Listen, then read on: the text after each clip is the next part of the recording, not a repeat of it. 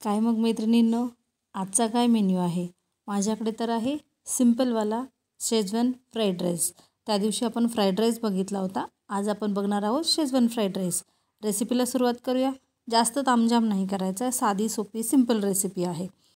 तुमच्याकडे जर लोखंडी कढई असेल तर शेजवान फ्राईड राईस त्या कढईमध्ये नक्की बनवा. माझ्याकडे नाही आहे म्हणून मी यामध्ये बनवलं पॅनमध्ये.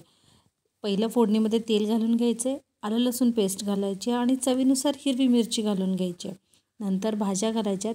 मी कांदा, सिमला मिरची, गाजर आणि कोबी हे घालून घेतले. तुमच्याकडे बीन्स असतील तर बीन्सही घालून घ्यायचे. थोडंसं चवीनुसार मीठ घालायचे आणि त्यानंतर काळी मिरी पावडर घालायची.